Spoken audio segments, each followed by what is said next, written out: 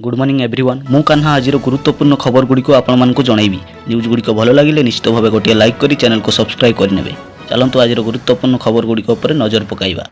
एबे पाणीपाग विभाग तरफ बड़ सूचना आसी आज बदलिब पाग।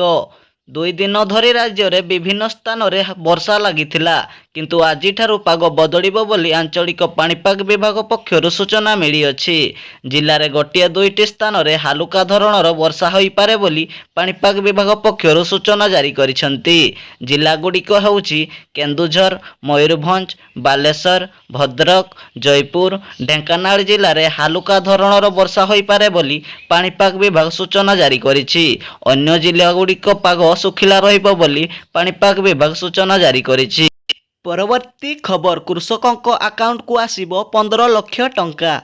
केंद्र सरकार पक्षर कृषक मानक पई अनेक योजना परिचालित होउछि।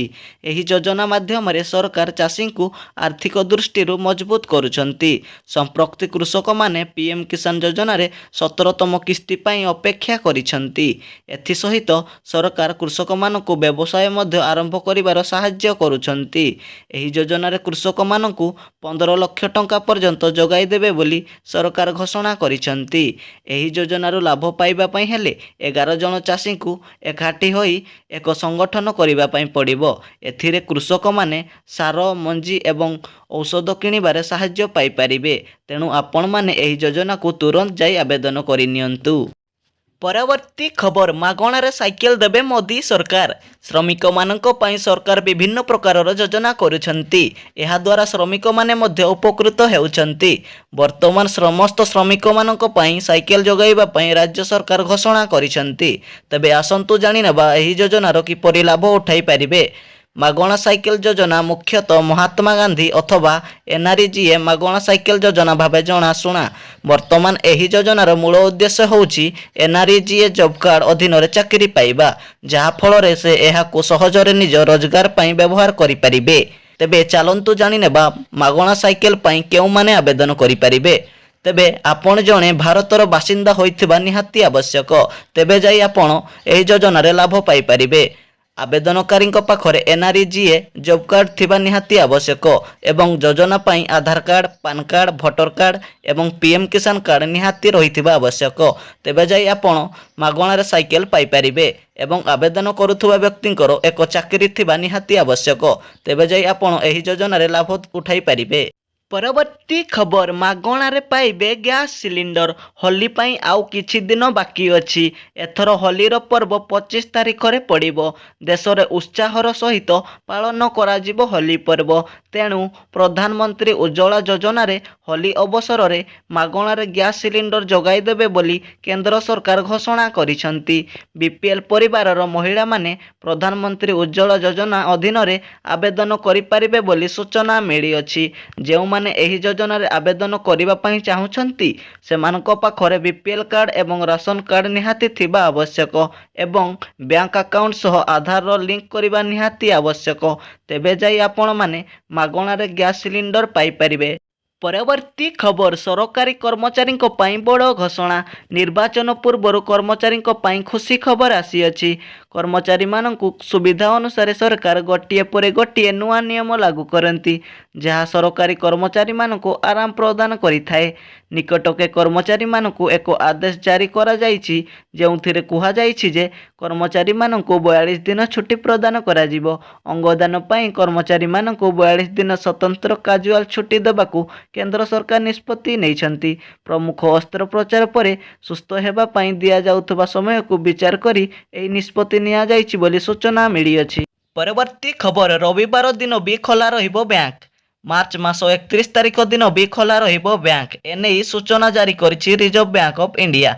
प्रकृत रे चलित आर्थिक वर्ष 2023-24 रो शेष दिन रविवार पड़ुथिबारु एही निष्पत्ति नैछि रिजर्व बैंक ऑफ इंडिया। सूचना योग्य जे प्रतिवर्ष मार्च मास 31 तारिख रे सबु सरकारी बैंक रो ट्रांजेक्शन सेटल करिबा पई पड़ी थाए, जहा द्वारा आर्थिक वर्षर सबु अधिकारी लेन देन रो हिसाब रखा जाई परिबो।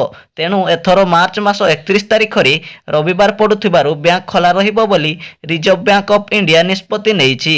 बैंक काम पई ही खोलिबो माने नाही, साधारण लोक माने भी बैंक रे जाई निजर कार्य शेष करि परिबे बोली बैंक तरफरो सूचना मिली अछि। ପରବର୍ତ୍ତୀ ଖବର ଆଜିଠାରୁ ଯୁକ୍ତ 2 ପରୀକ୍ଷା ଖାତା ଦେଖା। ଚଳିତ ବର୍ଷ ମଧ୍ୟ 2ଟି ପର୍ଯ୍ୟାୟରେ ପରୀକ୍ଷା ଖାତା ଦେଖାଯିବ। ଉଭୟ ଅନଲାଇନ୍ ଓ ଅଫଲାଇନ୍ ମାଧ୍ୟମରେ ପରୀକ୍ଷା ଖାତା ଦେଖାଯିବ ବୋଲି ବୋର୍ଡ ପକ୍ଷରୁ ସୂଚନା ଦିଆଯାଇଛି। ଚଳିତ ବର୍ଷ ପ୍ରଥମ ପର୍ଯ୍ୟାୟରେ ଯୁକ୍ତ 2 ଖାତା ଦେଖା ମାର୍ଚ୍ଚ ମାସ 22 ତାରିଖରୁ ଆରମ୍ଭ ହୋଇ ଏପ୍ରିଲ ମାସ 2 ତାରିଖ ଯାଏଁ ଚାଲିବ। ସେହିପରି ଦ୍ୱିତୀୟ ପର୍ଯ୍ୟାୟ ଖାତା ଦେଖା ଏପ୍ରିଲ ମାସ 4 ତାରିଖରୁ ଆରମ୍ଭ ହୋଇ ଏପ୍ରିଲ ମାସ 15 ତାରିଖ ଯାଏଁ ଚାଲିବ।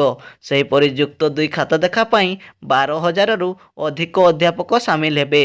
ପ୍ରଥମ ପର୍ଯ୍ୟାୟରେ 41ଟି ଜୋନ୍ରେ ଅନଲାଇନ୍ ମାଧ୍ୟମରେ ଖାତା ଦେଖା ହେବ। ଏହାପରେ ଅଫଲାଇନ୍ରେ 69ଟି ଜୋନ୍ରେ ଖାତା ଦେଖା ହେବ। ପରୀକ୍ଷାକୁ ନଜରରେ ରଖି ମେ ମାସ ମଧ୍ୟଭାଗରେ ଯୁକ୍ତ 2 ବିଜ୍ଞାନ ଫଳ ପ୍ରକାଶ କରିବାକୁ ସିଏଚ୍ଏସ୍ଇ ପକ୍ଷରୁ ଲକ୍ଷ୍ୟ ରଖାଯାଇଛି। ପରବର୍ତ୍ତୀ ଖବର ଝାରସୁଗୁଡ଼ାରୁ ଦିଲ୍ଲୀ ଉଡ଼ିବନି ବିମାନ। ବନ୍ଦ ହେବ ଝାରସୁଗୁଡ଼ାରୁ ଦିଲ୍ଲୀ ମଧ୍ୟରେ ବିମାନ ସେବା।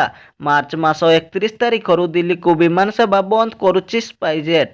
ହାଇଦ୍ରାବାଦ, ପାଟନା, ଚେନ୍ନାଇ, ମୁମ୍ବାଇ, ବେଙ୍ଗାଲୁରୁ ପରି 5ଟି ରୁଟ୍ରୁ ଗୋଟିଏ ପରେ ଗୋଟିଏ ସେବା ଅପସାରିତ କରିଥିବା ସ୍ପାଇଜେଟ୍ ଏବେ ଦିଲ୍ଲୀକୁ ମଧ୍ୟ ବିମାନ ସେବା ବନ୍ଦ କରିବା ପାଇଁ ନିଷ୍ପତ୍ତି ନିଆଯାଇଛି। ପରବର୍ତ୍ତୀ ଖବର ବାଲେଶ୍ୱର ଜିଲ୍ଲାରେ ବୁଲୁଛନ୍ତି ହାତୀପଲ। ବାଲେଶ୍ୱର ଜିଲ୍ଲାର ରାଇବଣିଆ ଅଞ୍ଚଳରେ 60 ଟିକିଆ ହାତୀପଲ ପ୍ରବେଶ କରି କ୍ଷୟକ୍ଷତି କରୁଥିବାର ଖବର ମିଳିଅଛି। ଗାଁ ଭିତରେ ଏକାବେଳେ ଏତେ ହାତୀ ପଶୁଥିବାର ଦେଖି ଲୋକମାନେ ମଧ୍ୟ ଆଶ୍ଚର୍ଯ୍ୟ ହୋଇଯାଇଛନ୍ତି।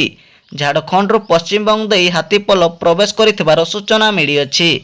ହାତୀପଲ 2ଟି ଦଳରେ ବିଭକ୍ତ ହୋଇ ଗୋଟିଏ ଦଳ କାଲାଯୋଡ଼ି ଜଙ୍ଗଲରେ ରହିଥିବା ବେଳେ ଅନ୍ୟ ଦଳଟି ରାଇବଣିଆ ନିକଟରେ ଥିବା କାଜୁ ଜଙ୍ଗଲରେ ରହିଥିବାର ଜଣାପଡ଼ିଛି। ପରବର୍ତ୍ତୀ ଖବର ସଦ୍ଗୁରୁ ବାବା ଗୁରୁତର। ଆଧ୍ୟାତ୍ମିକ ଗୁରୁ ସଦ୍ଗୁରୁ ଯୋଗୀ ବାସୁଦେବଙ୍କର ଗୁରୁତର ସ୍ୱାସ୍ଥ୍ୟ ସଙ୍କଟ ପରେ ମସ୍ତିଷ୍କରୁ ଅସ୍ତ୍ରୋପଚାର କରାଯାଇଛି। ଏହି ସ୍ୱେଚ୍ଛାସେବୀ 66 ବର୍ଷୀୟ ସଦ୍ଗୁରୁ ଯୋଗୀ ବାସୁଦେବଙ୍କର ସ୍ୱାସ୍ଥ୍ୟ ସେବା ଏବେ ଠିକ୍ ଥିବାର ଜଣାପଡ଼ିଛି। ଅତ୍ୟଧିକ ମୁଣ୍ଡ ବ୍ୟଥା କାରଣରୁ ବାବା ସଦ୍ଗୁରୁଙ୍କୁ ଡାକ୍ତରଖାନାରେ ଭର୍ତ୍ତି କରାଯାଇଥିଲା। ଦିଲ୍ଲୀର ଆପୋଲୋ ହସ୍ପିଟାଲରେ ତାଙ୍କର ଅସ୍ତ୍ରୋପଚାର କରାଯାଇଥିଲା। ଫଳରେ ମସ୍ତିଷ୍କରୁ ରକ୍ତସ୍ରାବ ଦେଖିବାକୁ ମିଳିଥିଲା। ଏବେ ତାଙ୍କର ମସ୍ତିଷ୍କ ଠିକ୍ ଥିବାର ଜଣାପଡ଼ିଛି। ପରବର୍ତ୍ତୀ ଖବର ଓଡ଼ିଶାର ମେଣ୍ଟ ନେଇ ସ୍ପଷ୍ଟ କଲେ ଅମିତ ଶାହା। ଓଡ଼ିଶାରେ ବିଜେଡି ଓ ବିଜେପି ମଧ୍ୟରେ ମେଣ୍ଟ ନେଇ ଆଲୋଚନା ଚାଲିଛି। ସେ ସମ୍ପର୍କରେ ବିଜେପିର ରାଷ୍ଟ୍ରୀୟ ଅଧ୍ୟକ୍ଷ ନିଷ୍ପତ୍ତି ନେବେ ବୋଲି ଅମିତ ଶାହା କହିଛନ୍ତି। ନ୍ୟୁଜ୍ 18 କନକ୍ଲେଭରେ ଯୋଗ ଦେଇ ବିଜେପି ଚାଣକ୍ୟ ଶାହା କହିଛନ୍ତି ଯେ ଓଡ଼ିଶାରେ ଦଳରେ ସ୍ଥିତି ସୁଦୃଢ଼ ହୋଇଛି। ମୋଦିଙ୍କ ପ୍ରତି ଲୋକଙ୍କ ଆଗ୍ରହ ସୃଷ୍ଟି ହୋଇଛି। ତେଣୁ ଓଡ଼ିଶାର ଦଳ ପୂର୍ବ ଅପେକ୍ଷା ବହୁତ ଭଲ କରିବ ବୋଲି ଅମିତ ଶାହା କହିଛନ୍ତି। ପରବର୍ତ୍ତୀ ଖବର ସରକାରଙ୍କ ବଡ଼ ଉପହାର। ବଲିଉଡ୍ ଇଣ୍ଡଷ୍ଟ୍ରି ପାଇଁ ଏକ ଭଲ ଖବର ଆସିଅଛି। ବର୍ତ୍ତମାନ ସମଗ୍ର ମନୋରଞ୍ଜନ ଶିଳ୍ପ ଖୁସିରେ ଝୁମି ଉଠୁଛି। ନିର୍ବାଚନ ପୂର୍ବରୁ ମହାରାଷ୍ଟ୍ରର ସରକାର ଫିଲ୍ମ ଜଗତରେ ଏକ ବଡ଼ ଉପହାର ଦେଇଛନ୍ତି। ବର୍ତ୍ତମାନ ମୁମ୍ବାଇରେ ମାଗଣାରେ ଫିଲ୍ମ ସୁଟିଂ କରାଯିବ ବୋଲି ସରକାର ଘୋଷଣା କରିଛନ୍ତି ଏବଂ କୌଣସି ଖର୍ଚ୍ଚ ହେବ ନାହିଁ ବୋଲି ମହାରାଷ୍ଟ୍ର ସରକାର ଘୋଷଣା କରିଛନ୍ତି। ପରବର୍ତ୍ତୀ ଖବର ବିଜେପିର ତୃତୀୟ ପର୍ଯ୍ୟାୟ ପ୍ରାର୍ଥୀ ତାଲିକା ଘୋଷଣା ହେଲା ବିଜେପିର ତୃତୀୟ ପର୍ଯ୍ୟାୟ ପ୍ରାର୍ଥୀ ତାଲିକା। ଦଳ ପକ୍ଷରୁ 9 ଜଣ ପ୍ରାର୍ଥୀଙ୍କ ନାମ ଘୋଷଣା କରାଯାଇଥିବାର ମିଳିଅଛି। ତେବେ ଏଥିମଧ୍ୟରୁ କେବଳ ତାମିଲନାଡୁର 9 ଲୋକସଭା ପ୍ରାର୍ଥୀଙ୍କ ନାମ ଘୋଷଣା କରାଯାଇଛି ବୋଲି ସୂଚନା ମିଳିଅଛି। ପରବର୍ତ୍ତୀ ଖବର ଆଇପିଏଲ୍ର ନୂଆ ନିୟମ। ଶୁକ୍ରବାର ଆରମ୍ଭ ହେଉଛି ଆଇପିଏଲ୍ର 17ତମ ସଂସ୍କରଣ। ମୁକାବିଲାରେ ମୁହାଁମୁହିଁ ହେବେ ସିଏସ୍କେ ଏବଂ ବାଙ୍ଗାଲୋର। ଆଇପିଏଲ୍ରେ ବୋଲରଙ୍କ ପ୍ରଭାବ କମୁଥିବାରୁ ଚଳିତ ଆଇପିଏଲ୍ରେ ନୂଆ ନିୟମ ଜାରି କରାଯାଇଛି। ପ୍ରଥମ ନିୟମଟି ହେଉଛି ଏଥର ବୋଲରମାନେ ଗୋଟିଏ ଓଭରରେ ଗୋଟିଏ ବାଉନ୍ସର ପରିବର୍ତ୍ତେ 2ଟି ବାଉନ୍ସର ପକାଇବେ ଏବଂ ଦ୍ୱିତୀୟ ନିୟମଟି ହେଉଛି ସ୍ମାର୍ଟ ରିଭ୍ୟୁ ହେବ। ଉଭୟ ଟିଭି ଅମ୍ପାୟାର ଏବଂ ହକ୍-ଆଇ ଅପରେଟର ଏକାଠି ବସିବେ, ଯାହାଦ୍ୱାରା କ୍ରିକେଟ ଜଗତର ରିଭ୍ୟୁ ପାଇଁ ଅଧିକ ସମୟ ନଷ୍ଟ ହେବ ନାହିଁ ବୋଲି ଖେଳ ଜଗତରୁ ସୂଚନା ମିଳିଅଛି। ପରବର୍ତ୍ତୀ ଖବର କ୍ରିକେଟ ଜଗତରୁ ଏକ ବଡ଼ ଖବର ଆସିଅଛି। ଅଧିନାୟକ ପଦରୁ ହଟିଲେ ମହେନ୍ଦ୍ର ସିଂ ଧୋନି। ଆଜି ସନ୍ଧ୍ୟାରେ ଆରମ୍ଭ ହେବାକୁ ଯାଉଛି ଆଇପିଏଲ୍। ଏହା ପୂର୍ବରୁ ମହେନ୍ଦ୍ର ସିଂ ଧୋନି ପ୍ରଶଂସକଙ୍କୁ ଲାଗିଛି ଏକ ବଡ଼ ଝଟକା। ସିଏସ୍କେ ତରଫରୁ ଆସିଛି ଏକ ବଡ଼ ସୂଚନା। ସିଏସ୍କେର ନୂତନ ଅଧିନାୟକ ହେଉଛନ୍ତି ଋତୁରାଜ ଗାଇକ୍ୱାଡ୍। ଟ୍ରଫି ଜିତିବା ପରେ ମହେନ୍ଦ୍ର ସିଂ ଧୋନି ନିଶ୍ଚିତ କରି କହିଛନ୍ତି ଯେ ଅବସର ନେବା ପୂର୍ବରୁ ସମସ୍ତ ଜନସାଧାରଣଙ୍କ ସନ୍ଦେହ ଦୂର କରିଦେବା ଉଚିତ। ନ୍ୟୁଜ୍ ଗୁଡ଼ିକ ଭଲ ଲାଗିଲେ ନିଶ୍ଚିତ ଭାବେ ଗୋଟିଏ ଲାଇକ୍ କରି ଚ୍ୟାନେଲକୁ ସବସ୍କ୍ରାଇବ୍ କରିଦେବେ।